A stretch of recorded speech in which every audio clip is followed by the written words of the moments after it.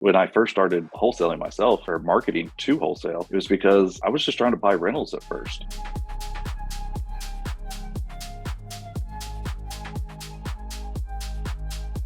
Let's talk about networking. So we know each other because of networking, kind of like super networking. But what has networking done for your business?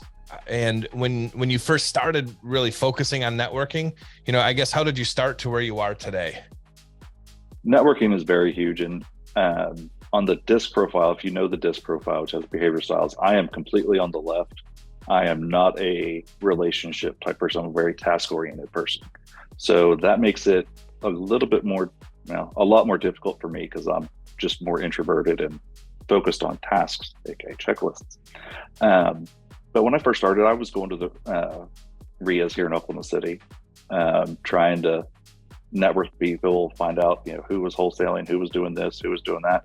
When I first started wholesaling myself or marketing to wholesale, it was because I was just trying to buy rentals at first, and people had their little list. Most of the wholesalers had a little list of people that they would call when they had good properties, and I was never getting an opportunity to get those. Even if I was going to pay more, they didn't know because they wouldn't send to me. So finally I was like, all right, forget it. I'll just start advertising and start buying them myself.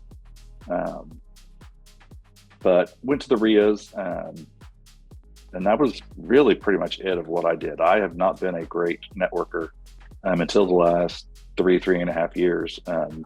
Forced myself to get out of my comfort zone, went to $1 million meeting, went to join Investor Fuel, and just really focus on making those connections. And once I make the connections, I'm not the best. I'm not near as good as you are with your postcards, but reinforcing them as time goes on. Yeah, I think when you're a good person, that shines through regardless, especially when you're around people for a certain amount of time. And I don't know all the right actual like psychology words, but once you've known somebody a few years and you've gotten involved with their business, from a little bit of an outside level, or at Investor Fuel, a lot of people maybe don't know what we do there, but it's a mastermind. So an example is John and Amy will get up and they're going to talk about what they've done for the previous quarter, but it's not about bragging. It's about here's where we're stuck and we want to get unstuck here. Who's done this?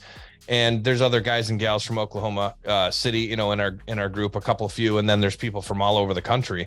So you can get those answers, and sometimes, it really just changes everything. But when you hear some of the stories, some of the personal stuff, and you don't have to get up there and share personal things, but a lot of times it comes out. And I think there's just, especially for guys, like we all think we're tough and all this, all this jazz. And then when you start talking about some things and kind of letting your guard down a little bit, there's some, you've got a couple great friends in there, and I know that. And like, you guys are always together. You're always eating, at dinners together. Not that you're not branching out, but like you're excited to see a few specific faces, right? When you get there. And I think that goes to your networking. It's like, you're not the kind of guy who's talking to 9 million people, but you build those deep relationships.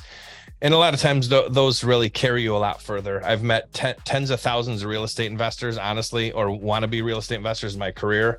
And I talk to probably 10 people regularly. So it's, what is that? 10% would be 1,000. So it's like 1/10%.